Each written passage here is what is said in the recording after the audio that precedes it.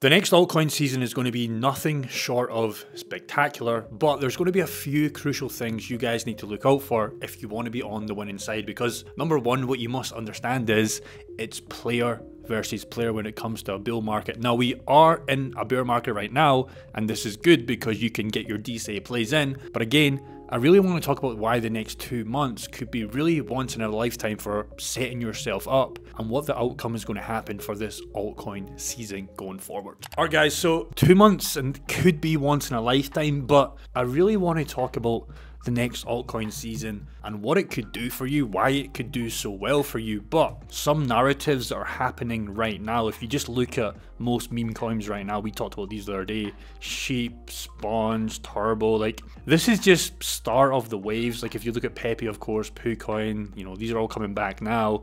There's another one, right? So this is one of the narratives that we're going to talk about, but really, I don't really want you guys to be going down the meme coin way, right? I don't think that is the way. You can make some money with it, sure, but I think we need to fill our main bags, as you always know. But the next altcoin season is going to be stupid big. So I want to talk about a couple key things so you can set yourself up to have a fantastic bull run. So number one is institutional talks. Now, 2020 was the last real time where big institutions were talking about cryptocurrency. So I wrote 2022, but you know what I mean, 2020, right?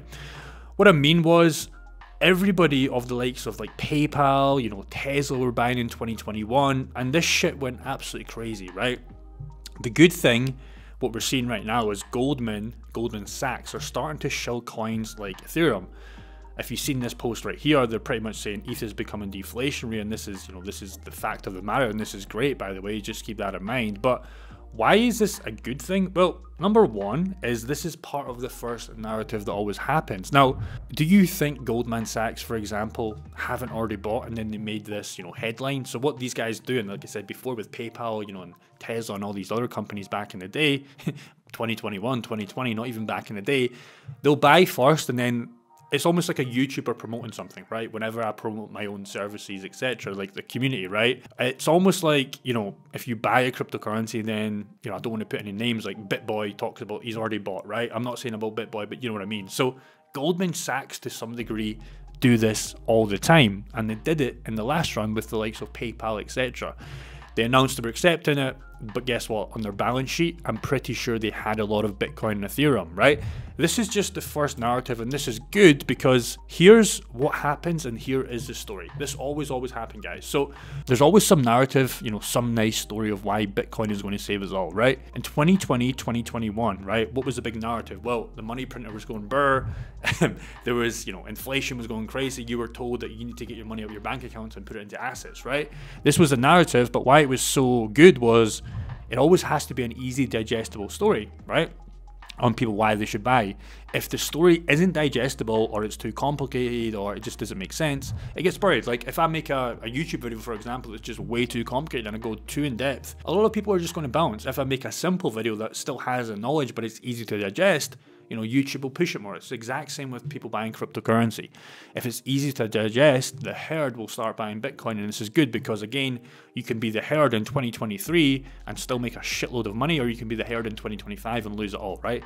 That's the difference here. Again, it's player versus player. So another narrative was, you know, Bitcoin back in 2020, a lot of people like Michael Saylor, etc., were saying, you know, it's in like investing in an early tech company like Tesla, getting on that ground floor, right? That's a narrative. It's easy to understand. These are narratives that will control the bull run.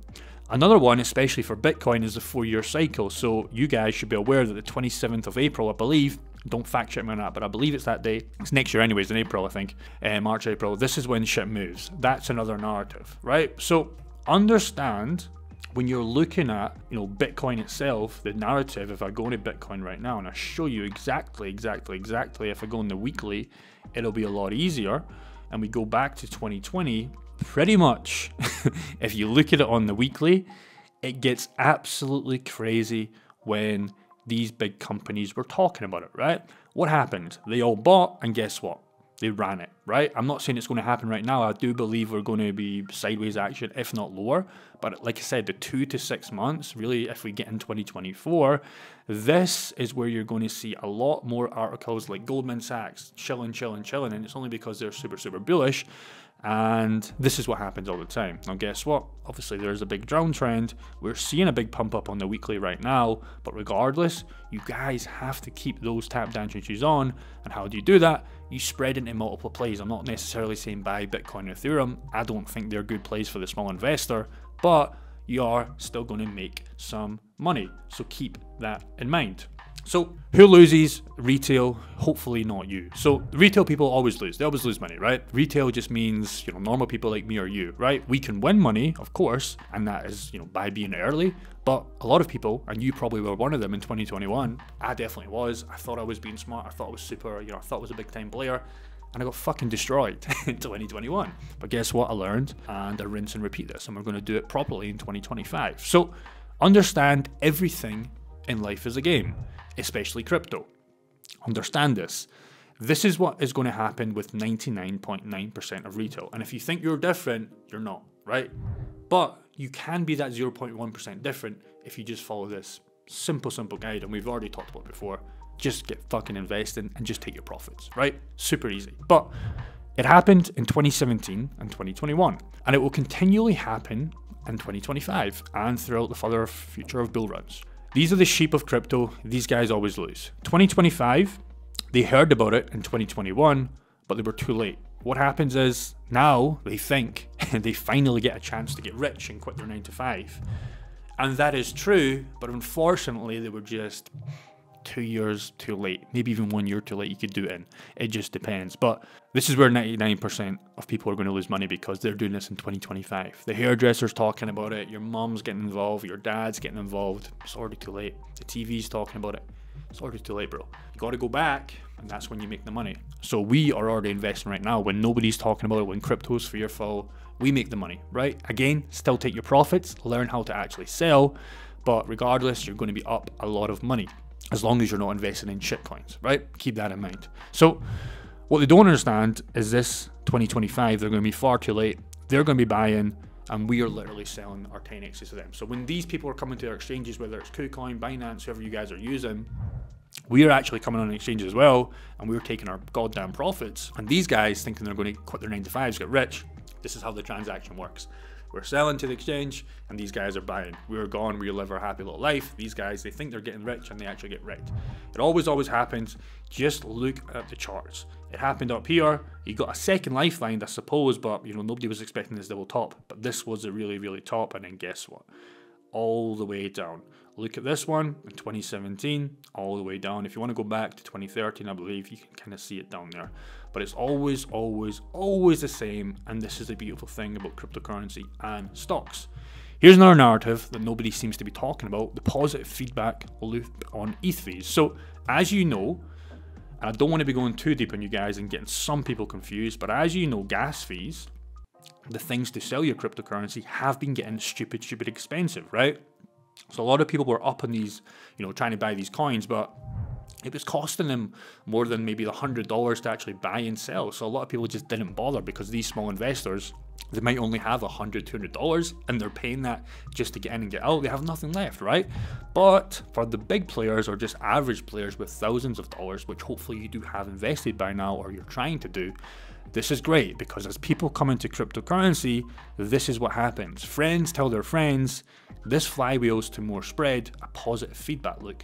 It doesn't take a genius to go on Ultrasound Money, I think it's ultrasoundmoney.com, and see the gas base fees in the last 7 days get fucking crazy, dudes. If you look at the average, it's going up, everything's going up. So this is usually what happens because all of these, coins, most of them are built on the Ethereum network. And again, this is good. This is why it doesn't take a genius to why I'm so bullish on Ethereum itself, right? Although I'm not necessarily you guys to buy Ethereum because it is expensive. What even is it right now? If you look at the price, it's 1.8 a coin, so it is quite expensive, but I am so fucking bullish on Ethereum just because of this, and it's so deflationary. And again, I'm trying to get as much Ethereum in my main bag as possible, although I would recommend filling up your small bags first, of course. But Ethereum, you're not going to be unhappy, or happy, should I say, with a 5x. I think it's easy gains to get a 10k coin off this. That's just my opinion. You guys can take with it whatever you want. I know a lot of people want 100x's and etc. And I do too, dudes, but I'm not going to lie to you. Ethereum is a main coin in my portfolio, as you guys know, and I'm not shy of holding Ethereum. It's honestly, I just love Ethereum so much just because of that reason. But I will rinse it and I will sell it in 2025. So keep that in mind. So Uniswap, this is another thing. In the previous slide didn't convince you. This is another positive feedback loop. And this is what you need to understand. So Uniswap, like I said, I don't want to be going too deep here with the Sponge, with the Turbo. All these guys were on Uniswap pretty much. What happened? Uniswap users, we've seen it in 2021 in the previous run. Look at the spike, dudes. Look at the spike. And again, we're not in a bull market, but look at the spike with all these shit coins. Look at the Ethereum users. Look at the growth. This is just consistent growth. And again, this is just that positive feedback loop. Now, the most important thing is understand this. I made a video on this. It's by the Secret Cycles of Crypto. I made a full video. I think I made 2 videos on this back in 2021. And I've always referred back to this chart or diagram. And I want to show you how we fucking dominate, right? Phase 1, and this always happens. This is where the money flows, and this is how you get stupid rich. Phase 1, money flows into Bitcoin, causing price surges. So if we go back and we just look at Bitcoin itself and we look at just the previous run, this is phase 1, right? We start seeing the initial surge, right? What happens after that? Well, pretty much is money flows into Ethereum after that, but it struggles to keep up with Bitcoin. Ethereum goes back and forth with Bitcoin and starts outperforming it. So again, if you look at the other run, well, the same run, sorry, should I say, Ethereum will start to go, but it will go more high. To give you a previous example, I was buying Ethereum at 400 bucks. I eventually sold it at 4.7, 4.8k, so I got a nice 10x. Unfortunately, I sold it into fucking Celsius. That's another story. But theoretically, I did everything right except getting it into cash, right? But what I mean is Ethereum will run way more. And again, that's the reason why I'm so bullish on Ethereum, although it's a little bit expensive, I understand. But this is when you get to phase 2. Ethereum starts outperforming Bitcoin, and we hear talks of the flipping in, so pretty much the market cap. I'm not necessarily going to say that's going to happen, because I don't really care and I don't believe Ethereum will flip it. Who cares if it does? Again, hold both if you can. But this is where you get the overlap. Money is flowing into large caps where we see large buys happening. Phase 3, after this, we just start flowing our money. This is where the money happens. Again, take your profits, but you can play this to win twice, if that makes sense. Ethereum has been outperforming Bitcoin, and large caps are going parabolic. Regardless of market cap, some altcoins with strong fundamentals are having pumps. Now, a lot of people are going to disagree with me on this, and I'm not here to tell you XRP, Cardano, Dogecoin, etc. But again, these are large cap coins. So for example, Solana was the best example where you like it or not. What happened was once Ethereum and Bitcoin were kind of just chilling out, Solana went fucking crazy, dudes, and you can't argue with it. Matic was another one. Matic went fucking parabolic. A lot of people missed this shit. Some coins were suppressed, like Cardano, but nobody can agree or argue. Kronos is another one.